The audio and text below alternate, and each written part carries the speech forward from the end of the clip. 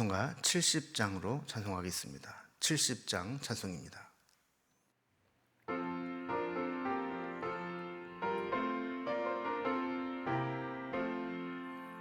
피난처 있으니 환난을 당한 자 이리 오라.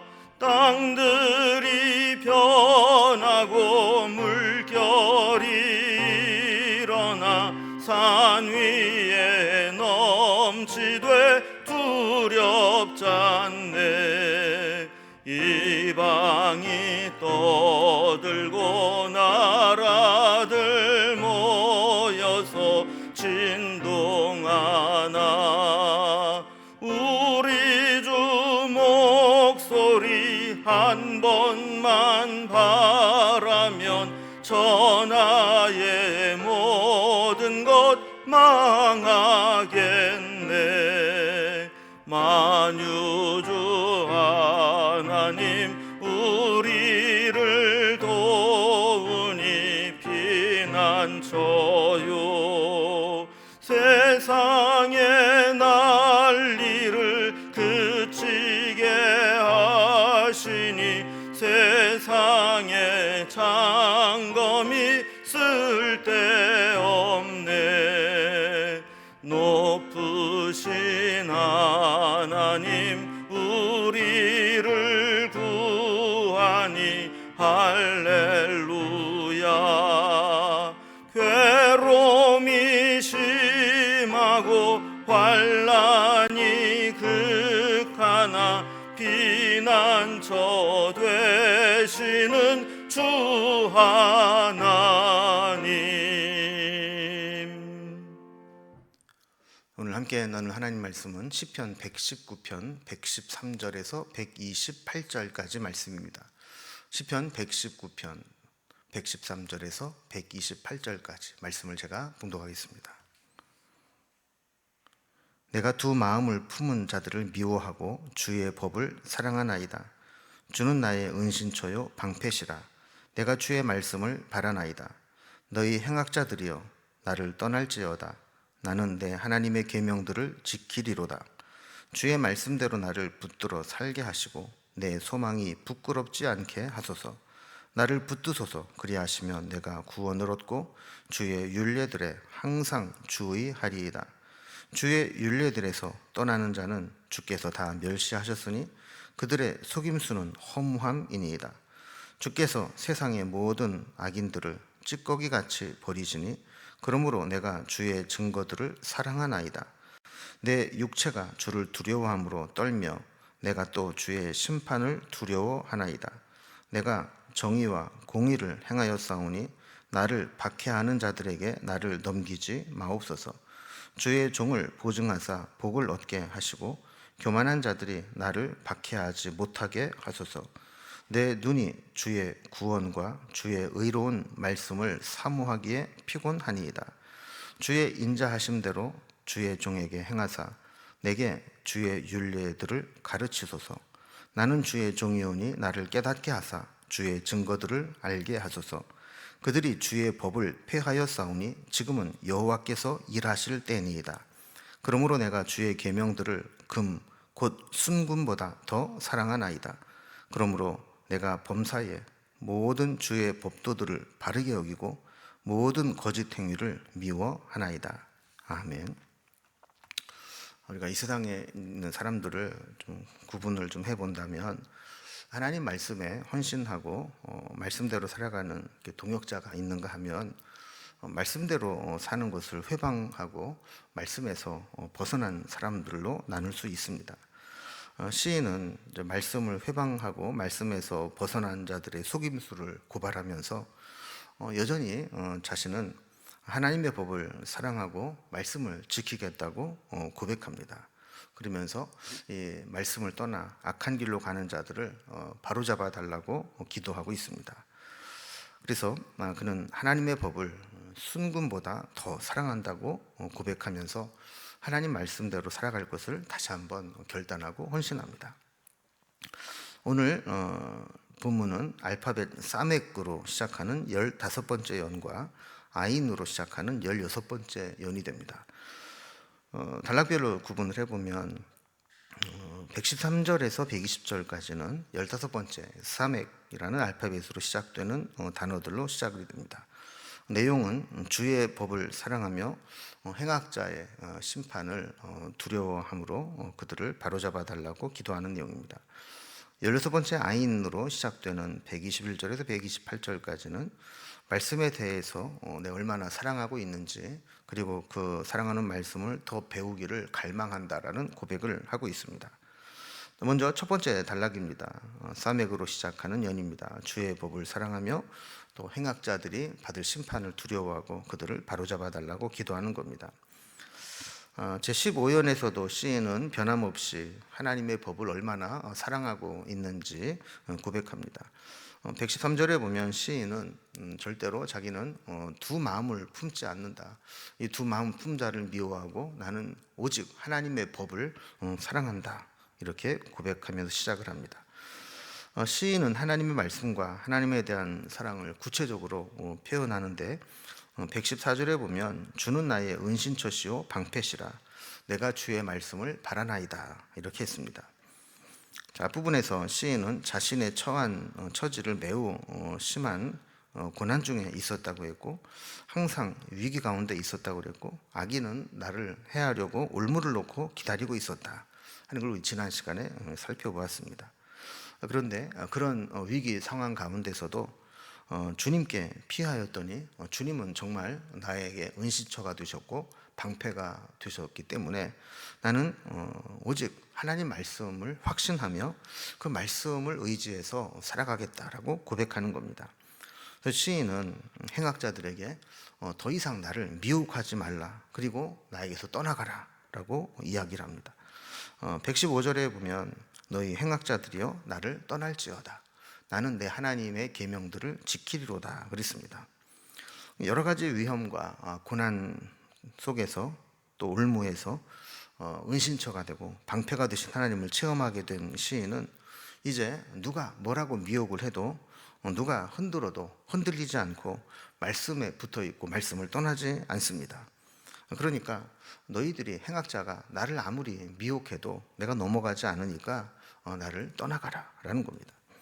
116절에 보면 주의 말씀대로 나를 붙들어 살게 하시고 내 소망이 부끄럽지 않게 하소서라고 했습니다.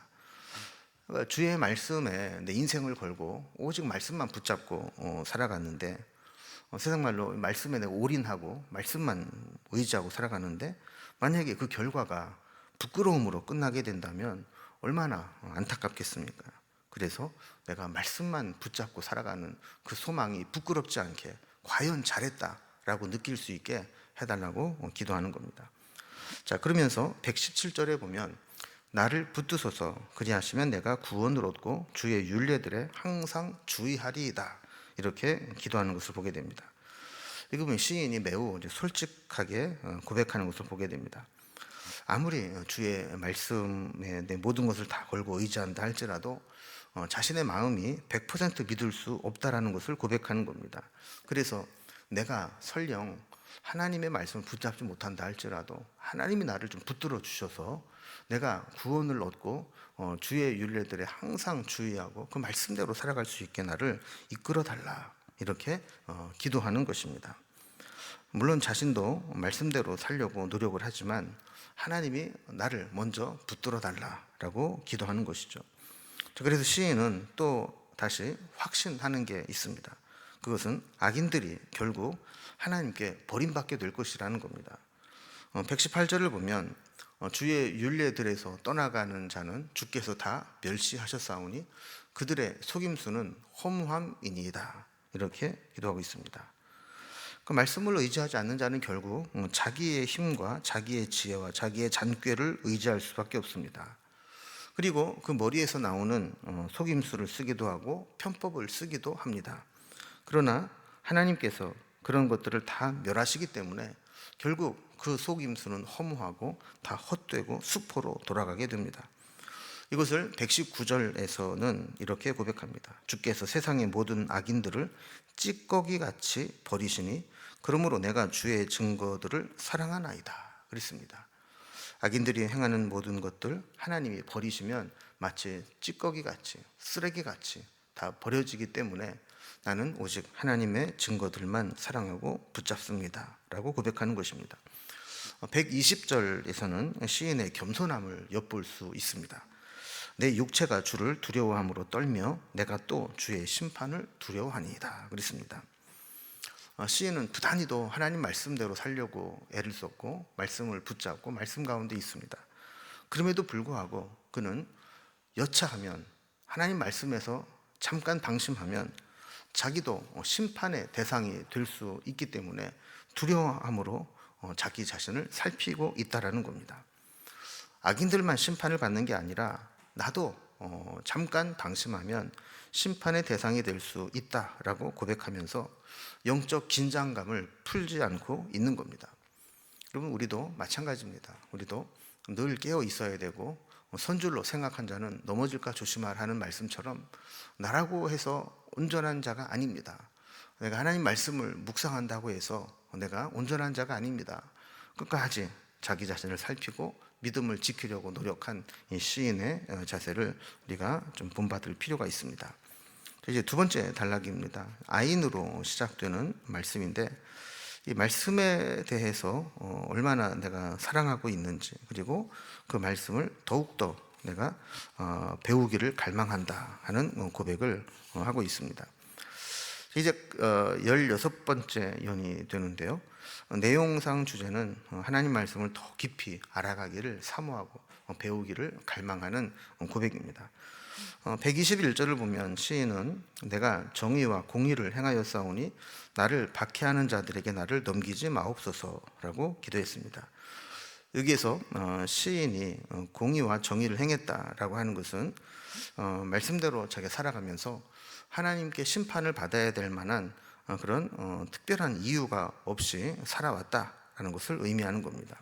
그러니까 자기를 불의하게 박해하는 자들에게 넘기지 말아달라고 기도하는 겁니다. 이러한 결과로 자신이 말씀대로 사는 것이 옳다라는 것을 보증해 주시기를 원하는 것이죠. 122절에서 주의 종을 보증하사 복을 얻게 하시고 교만한 자들이 나를 박해하지 못하게 하소서라고 했는데, 이렇게 자기는 말씀대로 살려고 노력을 했기 때문에 그것을 하나님이 보증해 주시고 악한 자들이 장난치거나 나를 박해하지 못하게 해달라고 간구하는 겁니다.